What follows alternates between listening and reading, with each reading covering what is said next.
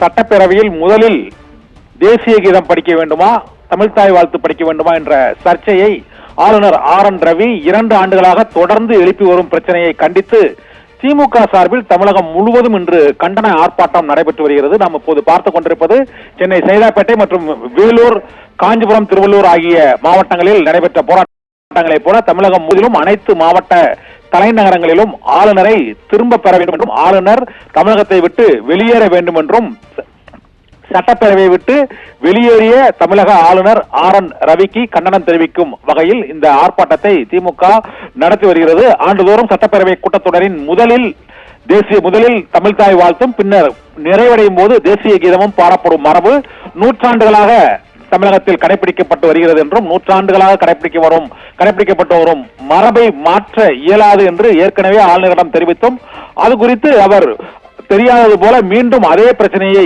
எழுப்புவதை கண்டித்து திமுக சார்பில் இன்று கண்டன ஆர்ப்பாட்டம் நடத்தப்படும் என்று அறிவிக்கப்பட்டிருந்தது. அதையொட்டி இன்று தமிழகம் முழுவதும் ஆளுநரை கண்டிக்கும் பதாகைகளை ஏந்தியவாறும் அந்தந்த மாவட்ட கழக செயலாளர்கள் மற்றும் தற்போதைய அமைச்சர்கள், முன்னாள் எம்பிக்கள், தற்போதைய எம்பிக்கள் உள்ளிட்ட அந்த மாவட்ட முக்கிய நிர்வாகிகள் பங்கேற்கக்கூடிய கண்டன ஆர்ப்பாட்டம் மாவட்ட தலைநகரங்களில் நடைபெற்றுக் கொண்டிருக்கிறது. அந்த ஆர்ப்பாட்டத்தில் பங்கேற்றவர்கள் ஆளுநர் RN ரவியை திரும்ப பெற வேண்டும் என்றும், தமிழகத்தில் சட்டப்பேரவை மற்றும் அதன் மரபு மற்றும் ஆளும் தேர்ந்தெடுக்கப்பட்ட அரசை மதிக்காத போக்கை ஏற்றுக்கொள்ள இயலாது என்ற முழக்கங்களை எழுப்பியவாறும் திமுகவினர் இந்த போராட்டத்தில் ஈடுபட்டு வருகின்றனர்.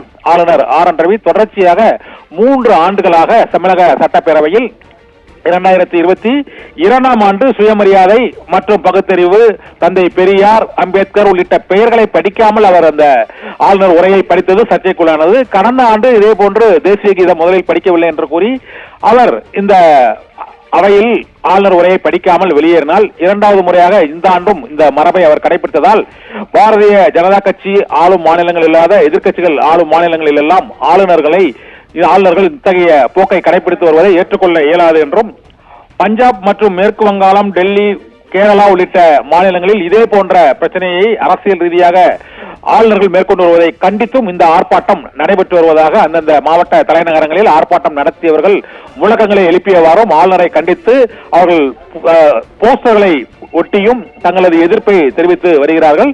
திமுகவின் சார்பாக சட்டப்பேரவை கூட்டத்தொடர் இன்று ஒத்திவைக்கப்பட்ட சூழ்நிலையில் இன்று ஆர்ப்பாட்டத்தில் அனைத்து சட்டமன்ற உறுப்பினர்கள் மற்றும் மாவட்ட கழக நிர்வாகிகள் மாவட்ட தலைநகரங்களில் இந்த போராட்டத்தில் ஈடுபட்டிருக்கிறார்கள்.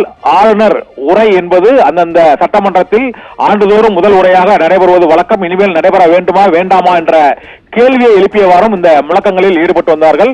இதே போன்று தமிழகத்தில் உள்ள அனைத்து 38 மாவட்டங்களிலும் திமுகவின் அந்த மாவட்ட கழக நிர்வாகிகள் ஆர்ப்பாட்டத்தில் ஈடுபட்டு வருகிறார்கள். பவித்ரா, விவரங்களுக்கு நன்றி கண்ணன்.